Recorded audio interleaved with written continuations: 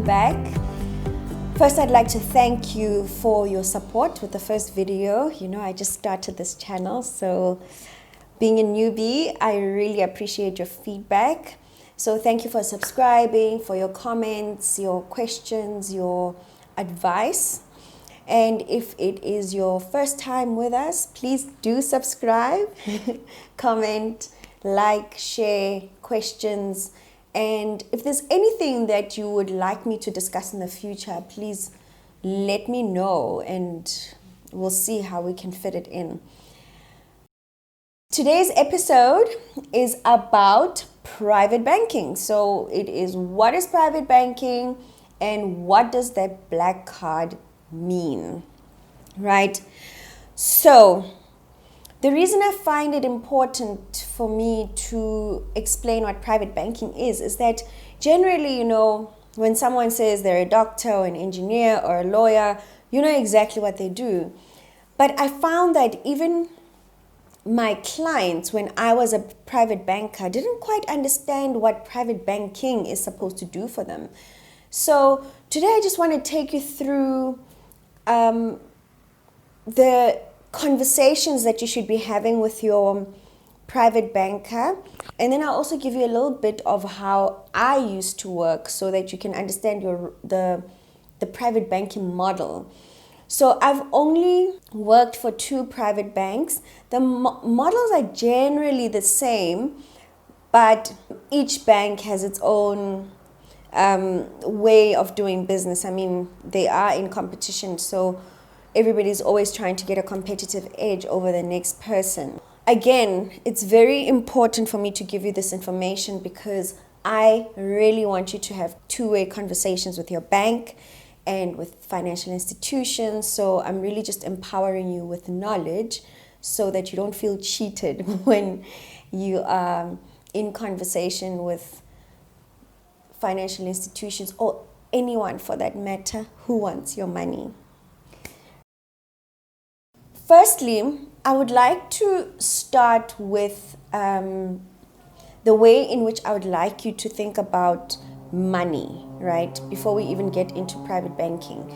So what I find is that there are a lot of people who are chasing money, and then only when they get the money, they decide what they want to do with the money. But you shouldn't be working that way. You should be setting yourselves goals. I mean, you need to find your purpose in life. You need to find what it is that you want to achieve in your lifetime. You need to find yourself. And money just helps you achieve those goals. So when you are working every single day, what you should be thinking about is what it is that you want to achieve. Not about the next rand or the next dollar or the next pound, and then only decide what you want to do. Money is really just a means to achieving these goals. And this is why a vision board is so important. You know, I mean, we take them for granted. Your vision board has your goals and aspirations. And once you have your vision, you can quantify it, and then you'll know the kind of money that you're chasing. So it's very important that you know that from the onset. Otherwise, you're just really shooting in the dark and you don't quite have this real relationship with money. You need to understand that it just gives you the means to achieve your goals. How does the money making process begin? And it began before you were born, right? So before you were born, people had already made financial decisions about you, right? And then you're born, and then your parents invest in your education. Now, please understand, education is not an expense. It is a huge investment. I mean, for the number of years that you go to school and the number of years that you start working, if you calculate how much money is spent on your schooling and how little time it takes for you to get all that money back, I mean, it's a very good return on investment. So also don't take for granted what you learn. It's not about getting the certificate or just passing or just getting by or just to make somebody proud. Pride is not going to pay the bills. So it's really about you learning and acquiring skills in order for you to turn that education and those skills into money. That is the bottom line. And once you can turn that into money, then you can start spending money on your goals and aspirations. What is private banking, right?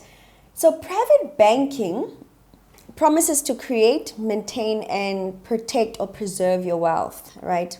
So if you Google any private bank, whether it's here in South Africa or anywhere around the world, you get the very same theme. We create, we maintain, and protect your wealth. And how does that work? It starts, number one, with your goals, right? As a private banker, I would start there. Ask your client, what are their goals? But then for you to get, for a private bank or a private banker to get a proper understanding of a client and where it is that they are at this present point in time and where they're going, there's a process that I go through. So I developed this model when I was a private banker, and it worked for me. So I'm just going to take you through it. I worked with amazing people. So one day, one of the wealth bankers was taking us through a typical conversation that he has with his clients. And I was like, you know what? I'm actually do that. It may not be exactly the same, but I'm just going to change a few things around and use it.